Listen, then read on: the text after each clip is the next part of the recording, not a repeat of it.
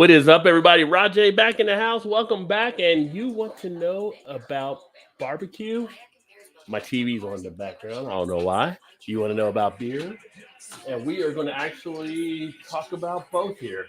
Actually, I apologize. It wasn't the TV, it was the laptop. I got too much stuff happening right now. And we were just getting Jimmy all straight in his technical stuff. And then I started having crazy things happening. Maybe it's going to be one of those haunting type nights. So I'm bringing in Jimmy from Cuff and Stuff Barbecue. We're going to talk barbecue and beer pairings. Jimmy, my friend, Jay, welcome to the show. my beer professor. I have a question to start with, Oh, Roger. all right. He's ready to fire out the gate. I All like right, it. look. Does anybody call you beer professor but me? You got it on lock, my friend. You got it on lock. I don't know where that came from, but I started watching your videos and coming in on your live streams and watching those. And I was like, this guy is a beer professor. If you want to know something about beer, Rod J's the guy to go to. And it's just been that way, man. You just been my go-to guy since. Well, I appreciate it, my friend. I appreciate it. I'm honored. And talking the same way I go with the barbecue. I got to come up with a name for you now. I know the chef or something, but you got some great grilling things that you're doing on your channel. And we're going to talk about some of the stuff there and share some of that and talk about maybe some pairing of beer with some of the great things like you're doing on the barbecue. And Sounds like a plan. yeah, and if you got one you want to crack open, that's fine as well. I'll probably I, crack one open here too. I started without you tonight. Where's the I, love, man? Where's the love?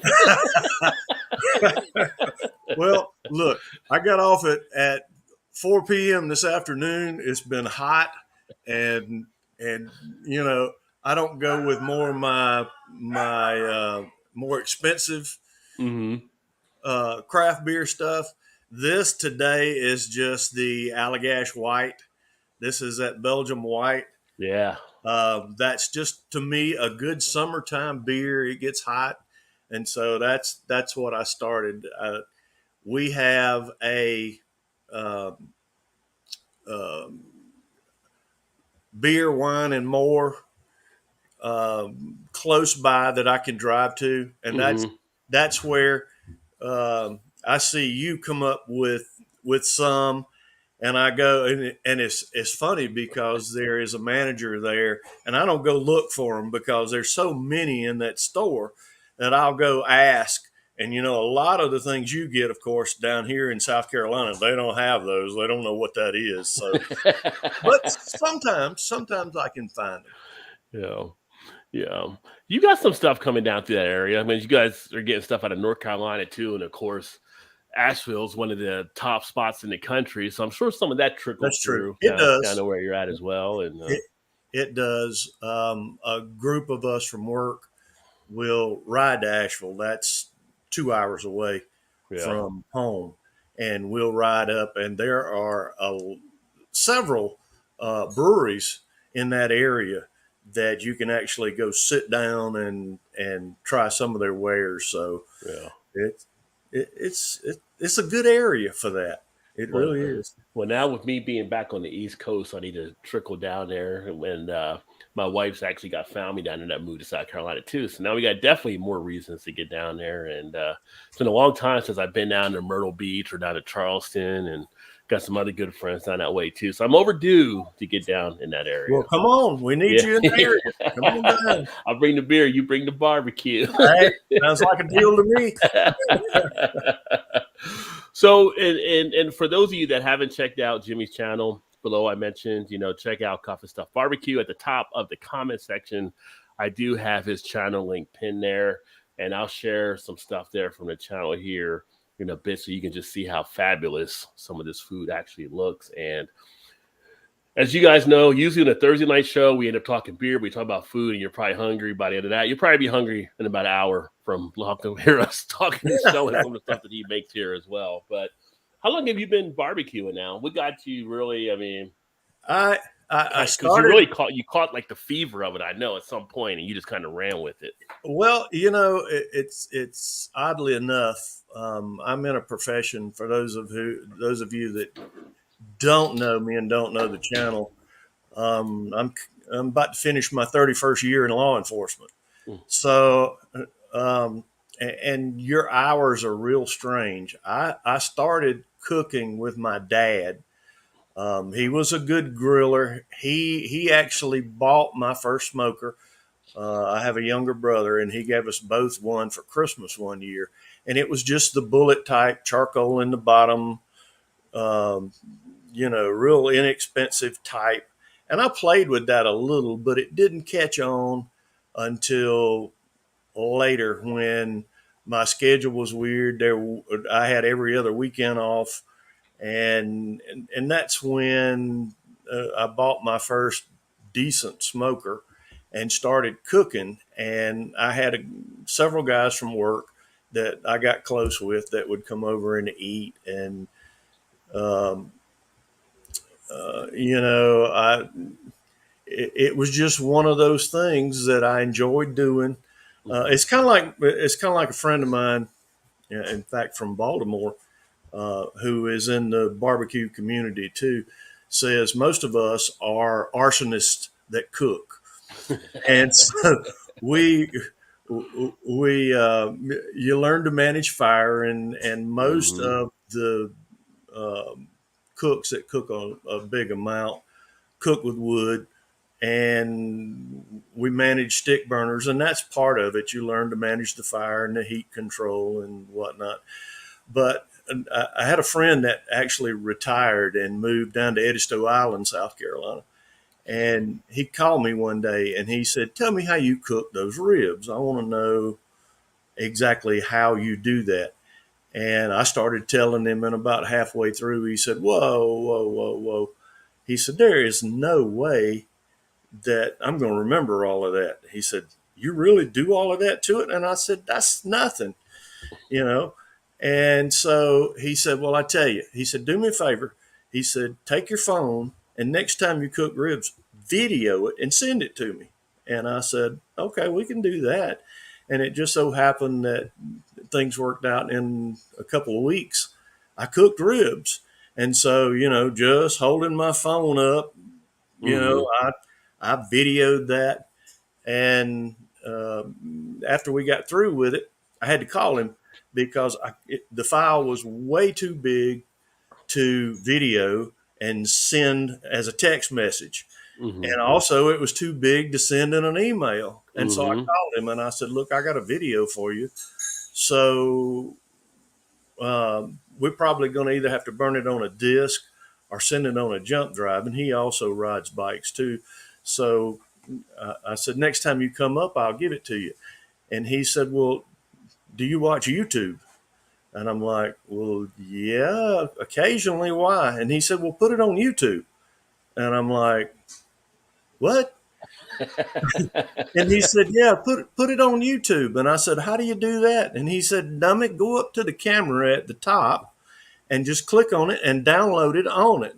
Well, the channel was in my name. You Mhm. know, I didn't know what I was doing.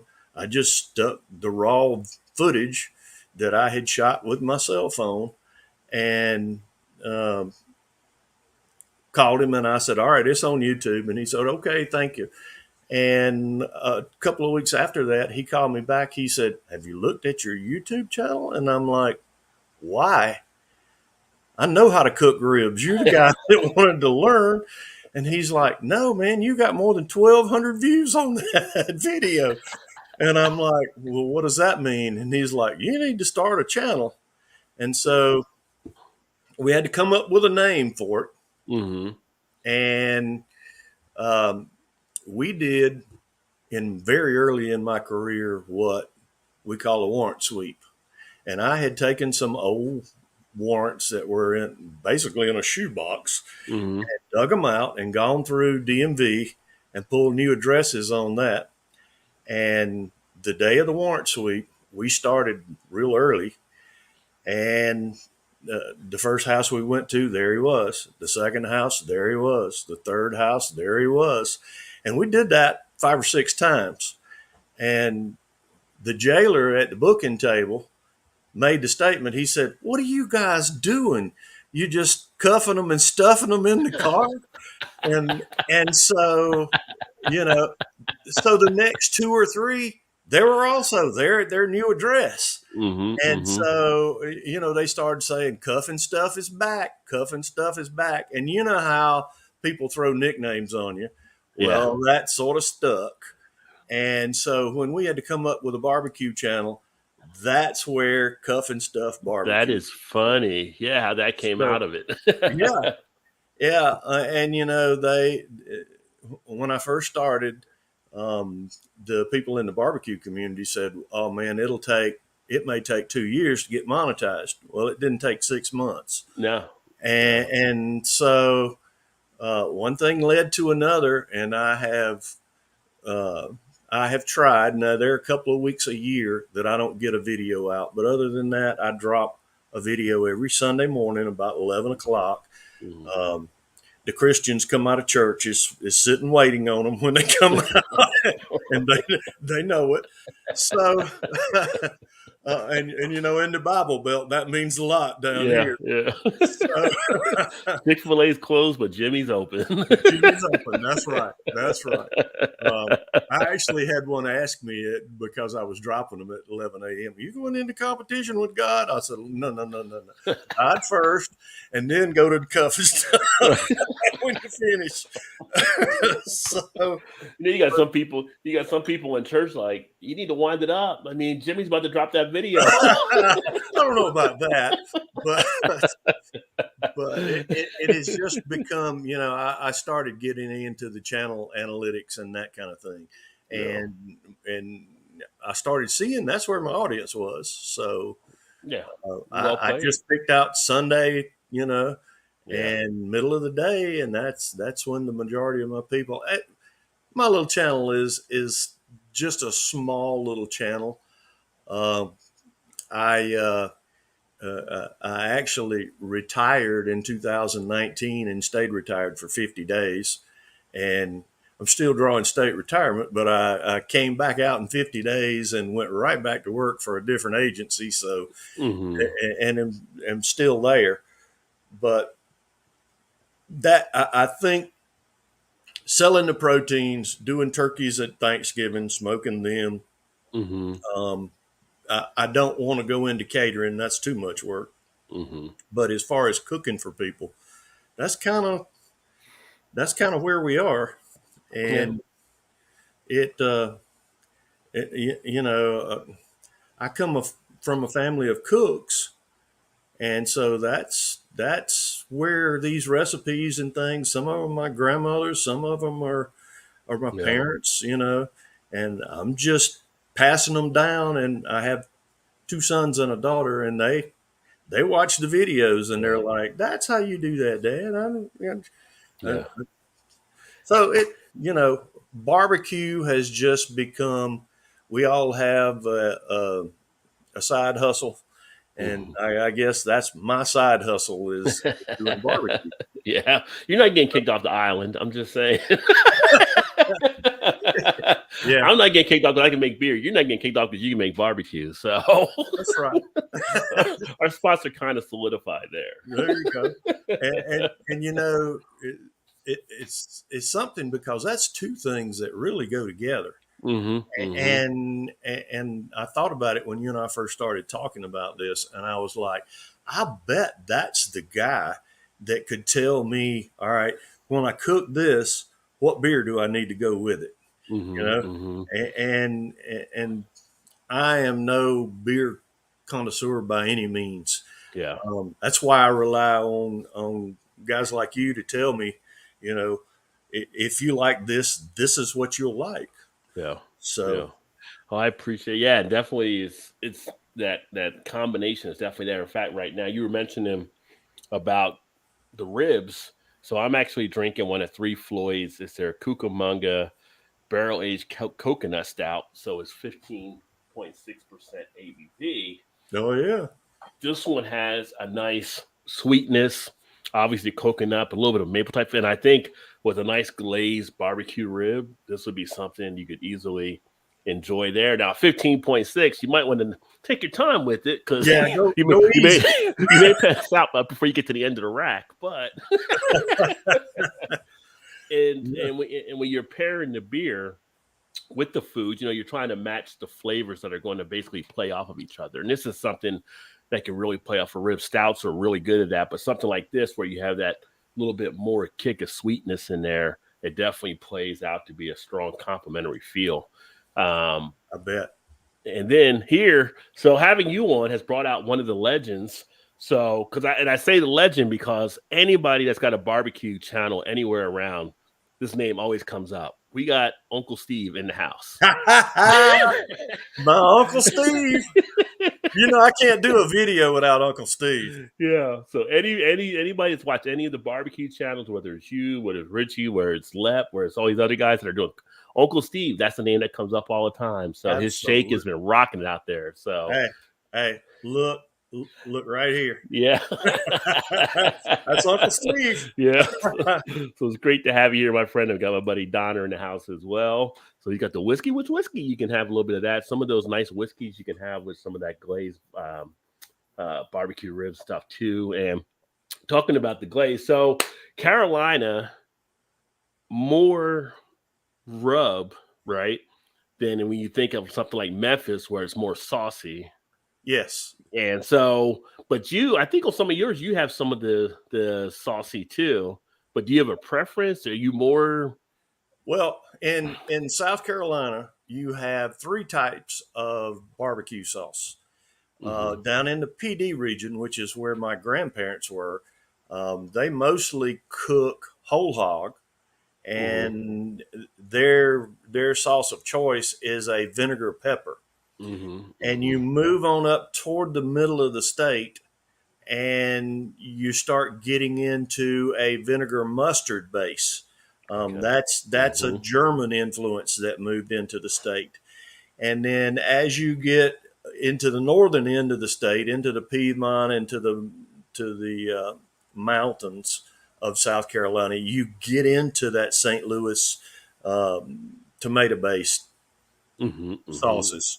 So you've got three, and I get torn because I live in the Piedmont portion of the state now. My grandparents were from the lower part of the state, so I actually grew up with all three types. Mm-hmm. So, and that's why in my videos you will see one video where I may do a rib that is just all dry rub. And Mm-hmm. then the next time you see me do one, I may have a vinegar mustard base on it. I have yet to do a whole hog because that takes a lot of people to eat. If you're going to Mm-hmm. cook big, I have cooked a lot of them in my time, and I'm probably going to have one coming up here in 2 or 3 weeks that I may get to do a whole hog. But the sauce just depends on what region you're from, really, and what you grew up with. You Mm-hmm. know, when I do pulled pork for an event or something like that, usually I will have the mustard base and the tomato base available that they can put on it. I don't sauce my pulled pork beforehand. I let Okay. them do it before they make sandwiches and whatnot, and then anybody that has a preference can do what they do. Yeah. And we talk like the pulled pork, and you got like the pickles and the onions on the side too that you Oh, usually. absolutely, absolutely, I'm sitting. absolutely. I The maybe I'm. coleslaw and apparently one of the favorites in this area. Um, I save all the trimmings when I do a brisket, and I Okay. do a brisket baked bean that people just have a fit over. And Mm-hmm. I smoke those while I'm smoking the butts, usually in the same smoker, and Yeah. it's pretty good. So it, it's done real well. People Yeah. seem to, you know, I started off cooking for my family and my friends, and to see them enjoy what you've done, that's the fruits of your labor. Mm-hmm. But it's even more so when you do an event and you see a group of people, just absolutely love what you've done. That's the reward for Yeah. doing this because it's I cut my own wood. I split my own wood. There's a lot of work involved in barbecue. Oh, there So, definitely is. Yeah, yeah, so but it's all worth it. It's yeah. all worth it. It's like, how's a barbecue cook know when it's going well when everybody's just eating, nobody's talking? That's exactly right. You can take a big room that you can't hear yourself think, and all of a sudden it just goes quiet. The food's on. Yeah, that's how Yep, you know for sure. that's right. That's right. So, for those of you that haven't seen Jimmy's channel as well, before we get into some of the parent breakdowns on stuff, let me go ahead and get that pulled up here as well. So I'll share that with you here. And so here is Jimmy's channel for Cuff and Stuff Barbecue. I'm going to blow it up to the big screen there. So you definitely want to check him out again. If you just got here, the link is at the top of the comment section. And I'm going to take my little magnifying glass. He's got to have all these different tricks. And you just look at some of the goodness he has on here. Let me slide this down. But here's like some of the ribs. He takes you through everything. Apple pie ribs with Yep. hashtag Uncle Steve Shake. So Uncle Steve getting up the hops, the props again there. And then you have the Carolina country style ribs here that look awesome as well. Let's see what else you got. Look at this big old pan. Tongue teasing thick cut pork chops. Again, Uncle Steve Shake. Uncle Steve Shake, do you get it like pretty common down there? So he has to send that in to you or Yeah, it's funny because Uncle Steve sent me some after I had bought it 2 or 3 times from him. I had mm-hmm, listened to some of the other cooks talk about how good it was, and every once in a while, I still order from Uncle Steve. Uncle Steve does, and has been very supportive of our channel. mm-hmm, If he comes out with something new, he has done his last two, are two that have come out recently, mm-hmm, and he hasn't done a new one in a while. mm-hmm. And he will send me his new to try. Tell me what you think, And I guess I'm part of the guinea pig club, and usually he hits it spot on. It Mm-hmm. just I really love cooking with Uncle Steve Shake. In fact, Yeah. if you look in my videos and you look at the hashtag on them, you'll see that Mm-hmm. many of my videos have Uncle Steve Shake on them because Yep. Yep. that's pretty much what I use. The even down to the first one that you showed, that was Yeah. my grandmother's fried green tomatoes. And you see most people slice them into sliced tomatoes and then batter them up and fry them. And that's Mm-hmm. not at all the way that went. It doesn't even Right look here. like, if you didn't have it labeled, you wouldn't know. But those are cubed up and Okay. done in buttermilk. And instead of just salt and pepper like my grandmother used, I used his new salt, pepper, garlic on them. And man, they were fantastic.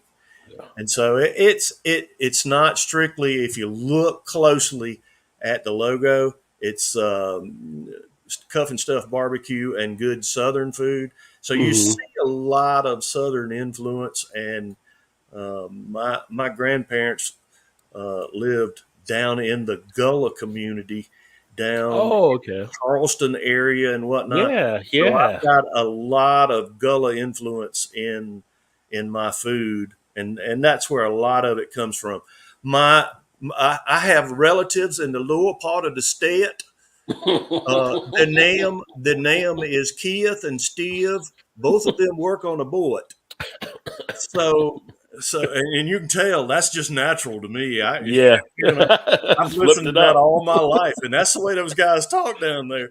So, but a lot of that's where it comes from, and the seasoning and the methods. A lot of my stuff is as much the method of cooking it as it is a recipe for what I'm doing. Mm-hmm. Mm-hmm. So it, it's just an influence of, I'm just a tape recorder of the people I've been around and and watched You cook. look at this one here, the Valentine's ribeye. It's Yep. not just a ribeye; it's actually in a heart shape. Like, Yep. so, yeah, Yep. not just a cook, but he's an artist too, folks. I was looking for something to do, and I went to my local butcher here, Hmm. and I said I want an extra thick ribeye, and he said, "What are you going to do with it?" And I said, "Well, I'm going to butterfly it Hmm. and split it in half, and I think that will make a heart shape out of it." And he was like, "You don't have that patent, do you?" And I was like, "Why?" And he said, "Because I think I'm going to sell heart shaped ribeyes for Valentine's Day." And I'll tell you what, give me two big thick ribeyes and you can have all you want. How about that? And so I talked him out of a couple of ribeyes for Valentine's Day. Hey, the cost of entry, my friend, the That's cost right. of entry. Yeah. That's, that's true. That's true. And shout out the other guys in the chat as well. We got CJ in the house, is another fabulous channel. We got Daddy Dutch in the Uh, house, another fabulous channel. So, Listen, um, this group is something else. One of the biggest benefits that I have gotten from doing a channel and whatnot are the friends I've made, not just all over the country, but all over the world. mhm, And we look after each other. We really do. We're it, it's a community that everybody supports each other, and you know it's a great thing to be a part of that. You really make some good friends out there that you wouldn't know otherwise. mhm, You mhm, would have never had the opportunity to meet them. So, and these, all of these guys, they're great guys. They'd give you the shirt off your back if you needed it. So, you know, I, anybody wants to get into this, start looking at these people, and start um, watching their channel, just like Rod J. Go in. I mean, this is how I met you. true, Same true, way, true. the Yeah. same way. We would never have met if we hadn't um, done this. So it's a really an amazing thing, especially in today's times, the way things are sometimes. Just for I saw another big South Carolina barbecue, Rodney Scott. You ever heard of Hmm. Rodney? No, I have not. Rodney grew up in Hemingway, South Carolina, and his parents had a little grocery store basically, and they started cooking whole hog for the weekend. Okay. And they started selling one pig. They're pit cooked down there. That's in the lower part of the state. And it just grew to where they backed up and started doing Thursday, Friday, and Saturday. And Rodney is very well known. In fact, he's opened a brick and mortar in Charleston, South Carolina, Okay. and moved on down there and has one of the best known restaurants down there.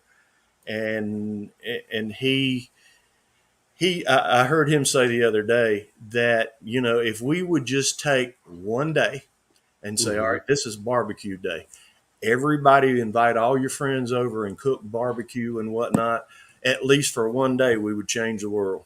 And I agree with him wholeheartedly, because there is nothing. Part of eating barbecue is just good friends. You know, it, Hmm. fill the coolers up with Yeah. your favorite beer and invite them over. I Yeah. promise you, you will have a yard full of people. They will fix a plate if they get the opportunity. That's what it's all about. Just gathering around, having that environment, the food, the beer, and then usually to follow the great conversation and everything too. And it's just Absolutely. like, it's that let your hair down type moment. You sit back and enjoy and just relax. It's always Oh, great. I think that's why a lot of people love when the summer rolls around, because you have those type of things happening more. I agree. I agree.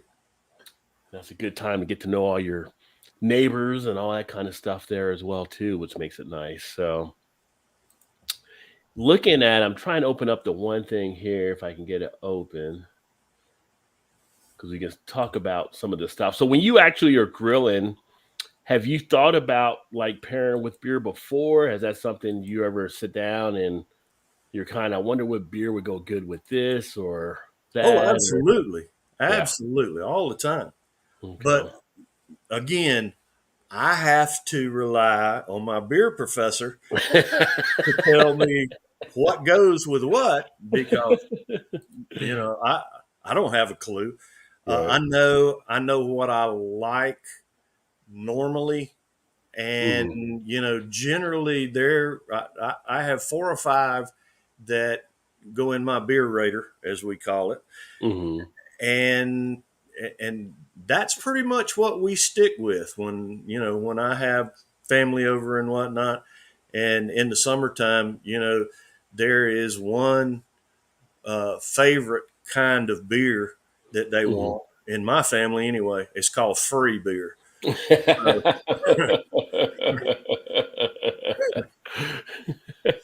So, Well, looking at here, let me pull this up if it pops up here. So I think it should be on the screen. When you're looking at the different foods and you're looking at what does go well with this or what goes that. One thing I always say is one, you have to know your palate because there's always a generality out there. What you can put with different styles, and for the most right, part, a lot of these will actually work. But for me, for instance, I love spice. I love a spicy food. I'll go peppers. I'll cook stuff. And my wife will be like, I can just smell it, how hot that is over there. I want oh, nothing to do absolutely, with it. Make sure that those peppers don't touch my onions. Like I want, exactly, yeah. And, exactly, and so I like an intensity. And a lot of times, like talking to some people, for instance, if you have a spicy type dish, you can put it with an IPA and that will accentuate the spice. But for some, it could be a little bit too much of it to go with that extra hoppiness jumping in place. So you right, may not go with that. You may go with something like a regular pale ale or something along those lines. So there's different right, things out there to kind of lead you into what you may want to do. But when you're looking at the different foods for the different beers. If you have like grilled chicken, something like a blonde ale can actually work well with it because it has a little bit more of that grainy type feel. It's not harsh. It's got a nice little smoothness to it. It can balance out nice and it's not going to overpower the chicken. Something like a Hefeweizen adds a nice little feel. If you put it with something like a grilled pork, you think about something like some type of pork loin being done. A Hefeweizen brings in some nice flavoring that you can actually place with that. Pilsner, grilled seafood. Pilsner is also one of those ones for lighter type fare. So if you're going like lighter like tacos, Pilsners are great. If you're going with like some type of salad or like ahi tuna salad, Pilsners are great for that too. And that adds a nice little feel. You get earthiness coming from that Pilsner as well, which works well with the seafood. And as you see, there's different ways you can actually work down to find out what works for you. A brown ale, I love a good brown ale. But like here on this chart that I picked up, it makes a thing of saying, well, grilled steak. Personally, for me, a brown ale, as we head into later in the year, everybody starts doing Thanksgiving and you start doing maybe like the deep fried turkeys.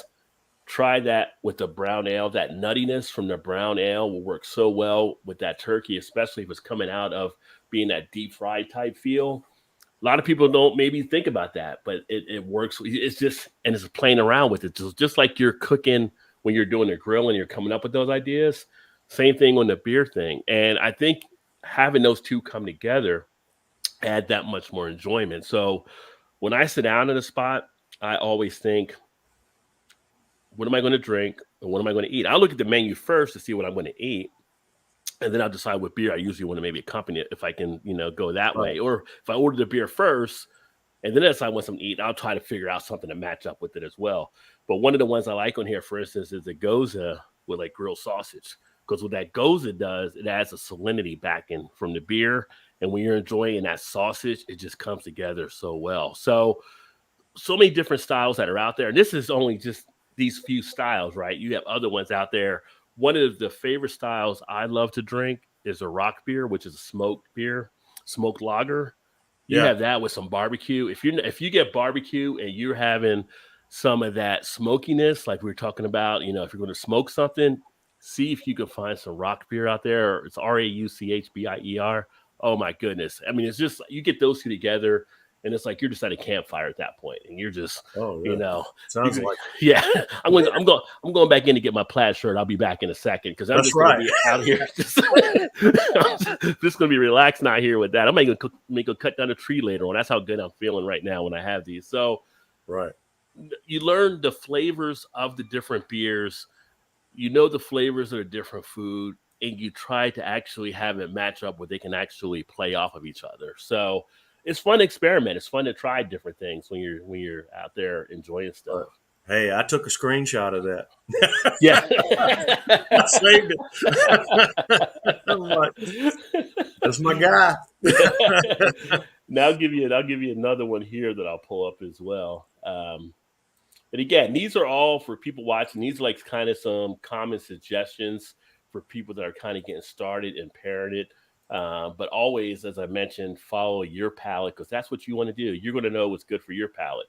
So you look here with the seafood, something like a wheat beer, which you'll have a lot of those out. Something like this, like what Jimmy's actually drinking. You could easily Yep. do Allagash White with some seafood. You can do it with, again, lighter, crisper type salad.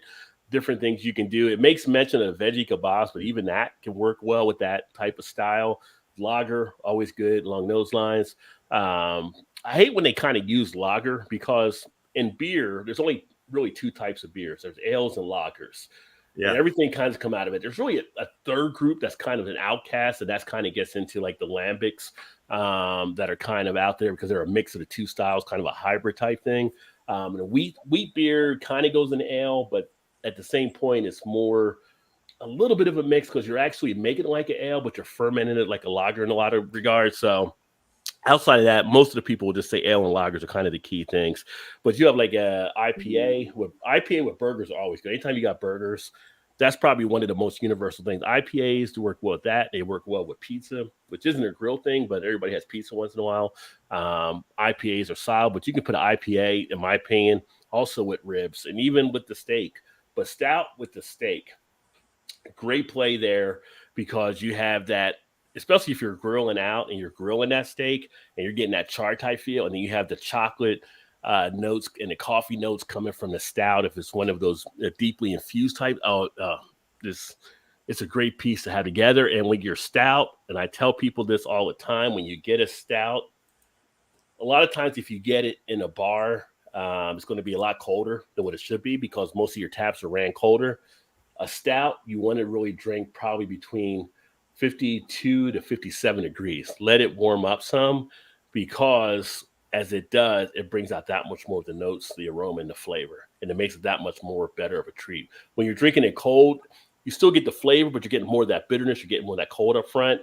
And then you want to make sure you can really enjoy it at its peak. And even with IPAs, you're usually drinking those around 50 degrees when you want to really enjoy them too. So we have a thing here where it's a lot of cold beer, but that's because in America, we're so used to the adjunct lagers, the Millers, the Buds, the Coors, where you don't want them to warm up because they're not fun to drink when they're warm.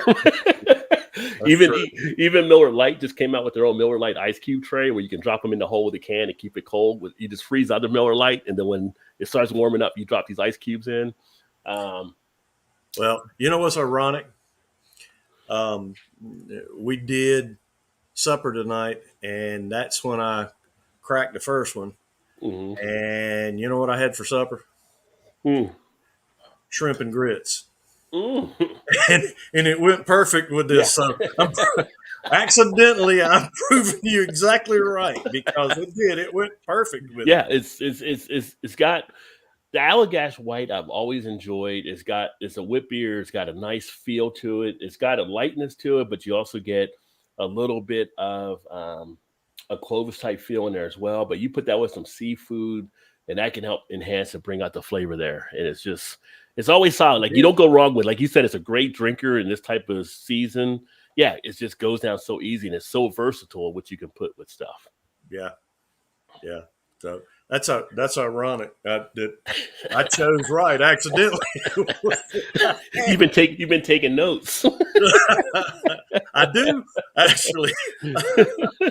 I will write names down. Yeah. I watch my beer professor hold a beer up, and I'm like, I wonder if I can find that because especially if it's one you talk about that you enjoy.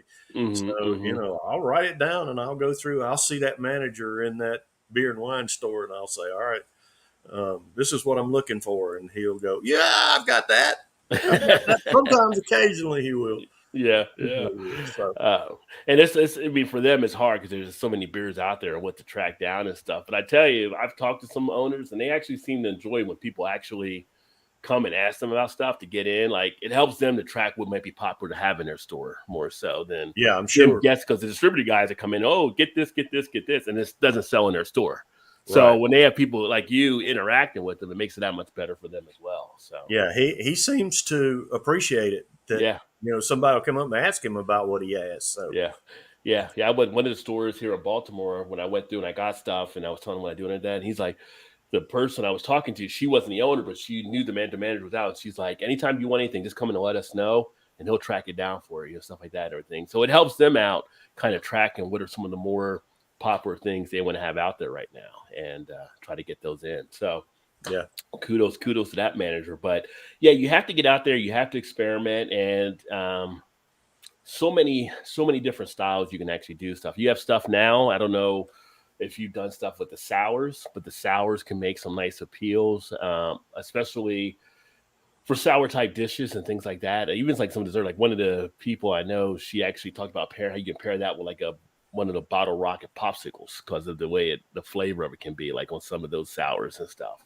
yeah. And people don't ever think really about dessert. When you have dessert, like you do the grill on and stuff, and I'm going to say, I don't know whether it's pecan or pecan, depending what part of the country you're in, but you get a pecan pie.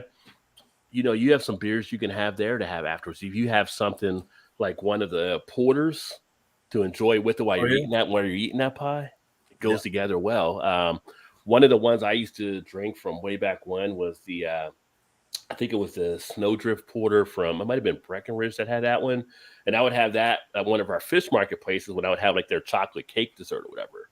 Perfect pairing. So you always have opportunities out there to do stuff. But I feel like barbecue, a lot of people don't really get a chance to experience it because they're used to so many people. At times you go to a barbecue, you go to the cooler, and it's just the macro lagers. And there's so many other stuff you can get out there. If you get into some of the craft beer stuff, you can really enhance the experiences, in my belief. Oh yeah, Yeah. yeah. Yeah. At this place I go, you can start walking down the aisles and you can get lost quick. Yeah. You really can. Yeah, yeah, and it's your eyes can glaze over, and sometimes you're like, I don't know what to get right now. There's just and I've been in there like helping people before. I've been in stuff, and someone's looking around, they look lost, and it's like, what do you like? Well, I usually like IPAs. I don't know what to get. Well, get this, blah blah. You'll be good to go. And they get it, and they just grab it and they go because there's so much stuff that's in front of them that it can be Yeah, overwhelming and stuff. But yeah.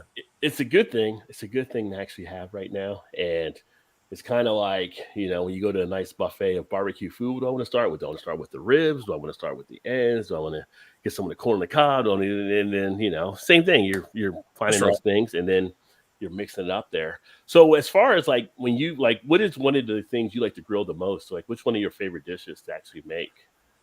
Um, that I've been asked that question before. That's I, actually difficult to it's answer. probably like me, people asking me my favorite beer. Like, why are you asking that? But I don't know why. I guess that's what Yeah, it feels it like. um, I think probably my two favorites are probably ribs and Hmm. brisket. Hmm. Brisket is a challenge. Okay. You really need because you've got three opportunities to mess brisket up. Okay. If you don't season it right, you can mess it up. And that goes along with the trim. You can over trim it, you can under trim it, you know. So trimming the brisket and seasoning would be one.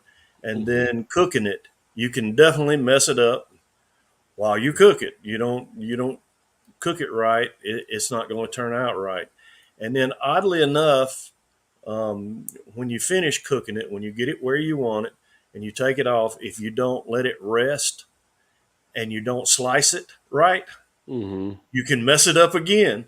So and so those are three things that you really need to know what you're doing, especially if you're selling that brisket. You'll get repeat customers if you get it right. It takes a Mm-hmm. while. You just don't go buy a brisket and throw it on a smoker and do it right. Ribs are the same way. It's a Mm-hmm. process you go through. You eat a lot of ribs that aren't the best in the world until you actually get that down. So that's probably my two favorites. I cook a lot of chicken. I don't really, it's gotten to be second nature because I've cooked so much chicken and turkey. Um, but that's not my favorite.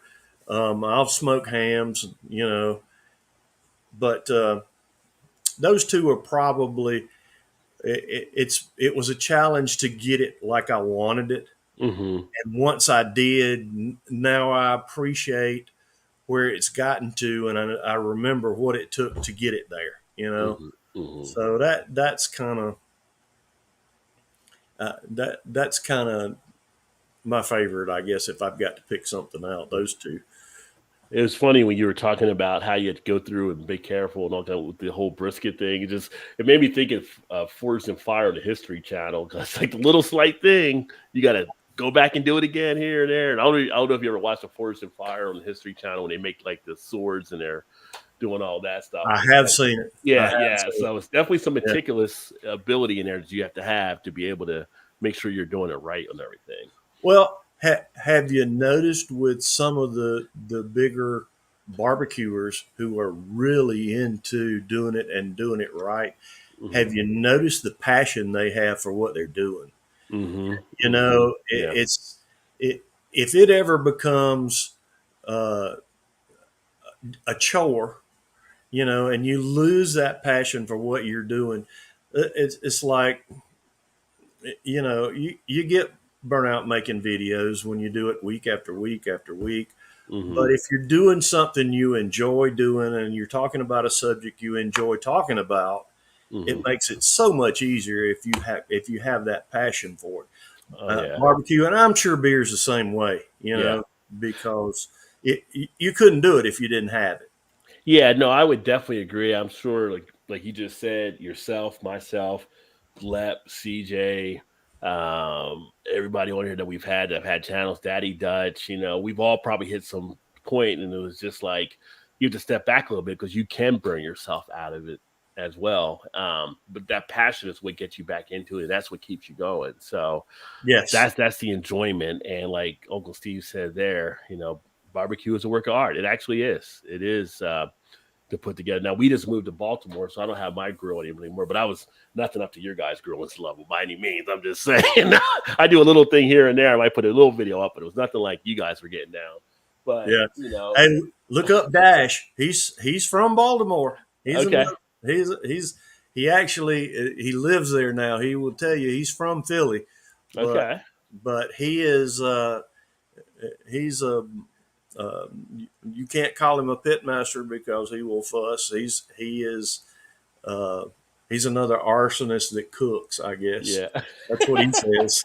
So Well, that's like when you call me the beer friend. I'm like, I'm just a guy that shares my passion for beer or whatever. But like you said, there's things you pick up and stuff like that too. And I feel like we all have different things, and we're out there providing different teachings on stuff, so to speak, but we're all kind of humble in what we do, right? Because like yeah, none of us are trying to be like the lead sensei in any way. You never think no, about it. It's just like when your friend said, just take the camera and take a video of it. You're like, okay, I'm on. Like you didn't think, and he's like telling you should look at YouTube, right? Because you have all these different things on there. yeah. I just put it up there and I have fun and I go with it. If people I like had it, no clue how to put a video on YouTube. Wasn't thinking that. Well, and Raj, one of the things that is funny is you remind me of actually a professor I had in college, mm, and so the two sort of melded together because you're educating me on the different types of beers, and even tonight, what goes with what. So mhm. that's kind of where Beer Professor came from. You earned it. You earned it. I was like, I'm just a guy in the crowd, right? Like just like that, I but I understand. appreciate it. I understand. I understand. That But does it right though. we never want to lose that humbleness, right? So Yes, that's I always the agree. key thing. But I always appreciate the words of my buddy Todd, who hosts me the Thursday night shows.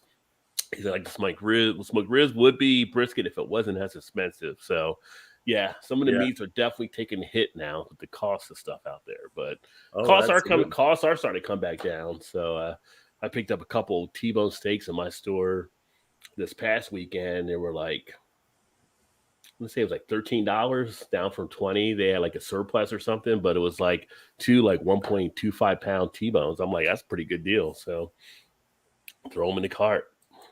Yeah. Yeah. Damn right. Yeah. Yeah. And So see, as far as like anything for grilling before we wrap up here in a bit.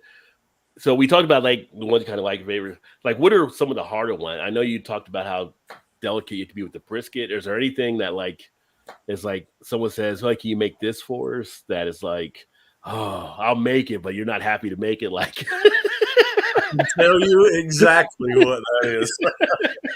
My nemesis is lamb. lamb. Okay, okay. Lamb. And I talk to people that are like, "Oh, there's nothing to that. That's it. For me to get it like I want it is hit and miss. It seems to me I can do it exactly the same way and repeat it exactly, and sometimes it turns out very well, and sometimes it's not so much.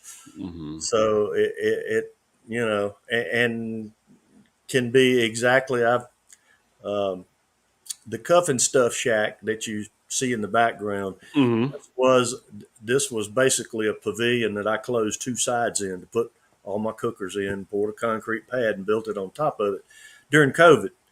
Um, I had to be out for 5 weeks. I got COVID, and then I had the Hmm. symptoms and whatnot the first go around for a week or so. But I had to have a negative test to go back to work. Sure. Right. That took 6 weeks, you know. Yeah. Yeah. So I started that project and then finished it. There's 25 cookers out in that little building now, and there are a couple that are very close. They're stick burners, but the rest of them are all very different. And you will see from pit barrels to Weber grills, which absolutely, guys, if you are going to start cooking, buy a Weber grill. And Weber grill doesn't pay me anything. If it's got Weber on it, I pay too much for it when I need. But just a little Weber kettle, you can do Hmm. so much on it, and there's none of the things that we've talked about that you can't cook on it. So if all you've got is a patio and you want to start with that, by all means, go for it. Buy a little Weber kettle and start out. You can cook indirect heat on a kettle. You can grill on a kettle. You can do all these things, and they're they're really easy to use. There's tons of videos out there that show you how to do that kind of stuff. So Well, you're going to mess some food up. You are. that's part of the learning stage, though, That's right? I mean, it's exactly part of it. right. That's exactly right. You're going to find out what you like and what you don't, Yeah. and what works for you. So, Well, but it's funny you mentioned Weber. So my little Weber story is, and Todd will get a kick out of this because we always talk on the show and stuff. One of my shows I like to watch, again on the History Channel, the Food That Built America. I watch the Food That yes, Built America, the Machines I That see Built it. America, all the different ones. But the food one I enjoy the most. Um, they actually had a story about Weber. I don't know if you saw it or not, like how the Weber grill and everything I was. didn't. But I yeah, didn't. so it's kind of interesting. I think it might have come out this season. And I was flipping through on one of the nights it was on because Sunday is like when they run marathons. And I saw it on the Yeah. Sunday, and the guy basically was trying to work on this thing when he was first making it. Like they didn't think it was getting off the ground. His neighbors and stuff were laughing at him, kind of thing. He left from his one job to kind of focus on it and stuff like that and everything, and was having issues until he came up with the way that he was able to get the air circulated by putting those four holes into the grill. because it was burning stuff. And you see that like when I see the Weber grill, and I think back when I first did it, it was kind of like, I wonder what these are for. Like you didn't really think about the ventilation thing, but that was That's such a right. huge thing that propelled Weber to be the top selling grill in the country. And then Yep. after that, all the history and stuff, and it's still like the top selling one Hey, out there too. So with what you're using, it's all about airflow. yeah. So you say like a Weber, you can't go wrong with the Weber, and people still believe that, and it's still out there doing stuff. And It's probably number one. It yeah. probably is. So when you do stuff, you're doing a lot of it. You're doing charcoal. You're not doing the gas stuff as much either. Are you just It's funny, and one of the guys that has been on here tonight, I did a giveaway for a propane grill mm-hmm. uh, company and gave away two nice propane grills. Mm. And he actually was one of the guys that won. We did two random drawings. It's funny, they were both from the state of Iowa, too. I thought I had that set up, but that was across the country. So, but yeah, I do have a propane grill. My wife loves me to cook on it. Mm-hmm. She would, and she's like you said, if I get too spicy, I'm not going to taste it. I know what you put in it. I'm not going to taste it. I'm not going to eat that. And of course, I've got a couple of boys that they come down and show up just in time to eat. By the way, that's how it works. 10 hours. Call me anything you want, but don't call me late for dinner. That's right. Right. I call them blisters. They show up after the work's done. So, but I do. Even on my stick burners, I'll start my fires with charcoal. I'll get a good bed of charcoals going. So I do use a lot of charcoal. I don't have any gas burners in any of my big cookers. Mm-hmm. That's all wood and charcoal. Yeah. That I use, and it oddly enough, it makes. Now I know a lot of people that cook almost exclusively with gas, and they love it. Mm-hmm. They love it. I'm just one of these guys that the food just seems to be better on wood and charcoal. Yeah. I think with the gas, it might be the time convenience. I did have a gas grill before you moved, but now I see you get some that are half gas and you get some that are half charcoal together. Like you have a side that can be charcoal and a side that gas. So I guess that's the perfect solution. Maybe you want to go charcoal, you can do it on this side. If you want to go gas, you can do it on this side. Always buy a chimney. Yeah, pour that charcoal in a chimney and start it with it. Yeah, It goes so much quicker, and once you pour it out, you're ready to cook. Yeah. And then of course now you got the blacktops in the game as well that people are kind of on too, and and the pellet grills have gotten big. And the pellet grills, yeah. I don't know if I think I was working a blacktop. I feel like I'd be in Waffle House working or something like that. I just feel like you're doing it just like the guy at the Waffle House there. And no offense to that, because I know Lep does the blacktop, the uses that grill, but it's just funny. Just like, do you want eggs with that? Do you want eggs over easy?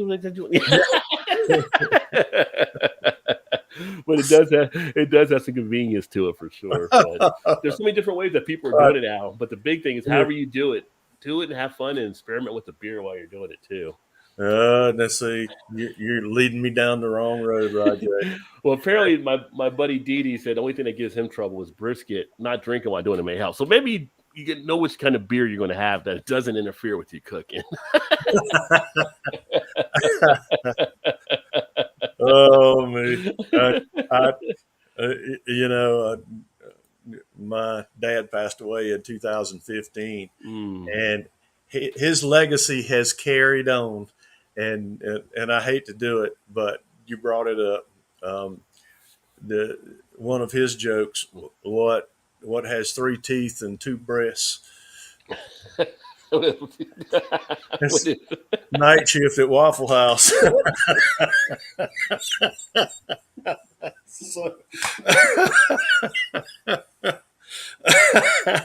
Pretty good. That's pretty good. Oh man! And cheers to you, Johnny. Sorry about that. No, it's all good. But I tell you, with all the stuff that you guys do with the barbecue, definitely in all what you're doing. And, as you guys are sharing the barbecue stuff out there, and if you're having a beer, share that in. What beer are you drinking when you're making something? Maybe that's something you could share on the channel as well, and how that might go with what you're actually doing. Because I know you like to sample the food at the end, and every time you sample at the end, it's just like, oh, that looks so good. Well, and that's one of the benefits of doing these videos. You always get to taste what you got. You get to eat it after you hit stop. So yeah. Unless you have too many family members over, sometimes. Yeah, because they start coming in there. Yeah, it's funny. I watch Fridays and Saturdays. I'll catch like Diner Driving and Dives, and seems like he has more of his sons coming out with him on the road now when he goes places. Yeah, so the kids will come out to eat if you let them. So yeah, or like you said, the boys come from downstairs. What you got over there, Dad? Yeah. But no, it's definitely been great having you on. Again, if y'all haven't checked out Jimmy. No, thank you. Every time you do that, makes me choke up a little bit. Make sure to check out Jimmy. Like I said, in the comments pinned at the top is actually his link, which I think Vanessa and a couple other people already subscribed onto it as well. And again, such a great looking site. So many great things that you actually have that you share on there. I mean, you came up with the tater tot casserole. I'm like, who does that? Jimmy does that, and it's just like, and that looked pretty tasty in itself. Look, they said years ago, nail two things together that have never been nailed together before. Somebody will buy it. So. I mean, and it's not just all the grill stuff, like you said. It was also the Southern cookings. You had the cornbread dressing, leftover turkey recipe, and you're pretty good as far as describing to the people how to make it and stuff too when they watch the videos. So. It's just like you and I in the same room, Rajay, and I'm just telling you how to make it. Yeah, that's all I know how to do. I'm not a showman by any means. No, I'm just a guy that cooks, that is explaining to you how I'm doing it. Yeah. That's all we do. Look at that! Just like air fryer pork ribs. You got an air fryer. You don't got the grill. Yeah, no, that was air fryer. That was we wanted ribs, and it was 15 degrees outside. So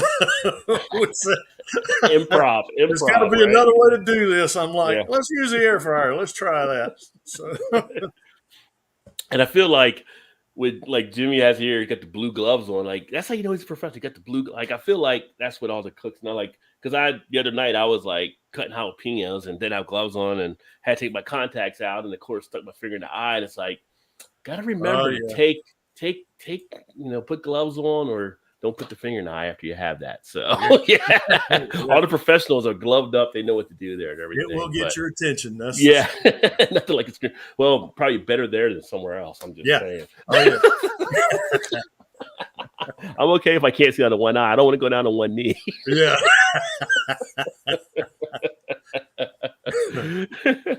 And thank you, Johnny, for subbing as well.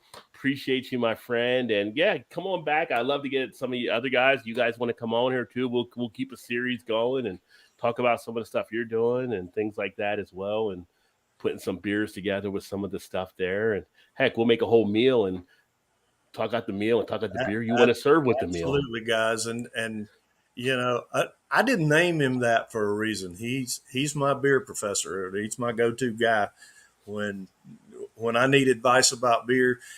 Rajay's the guy to talk to.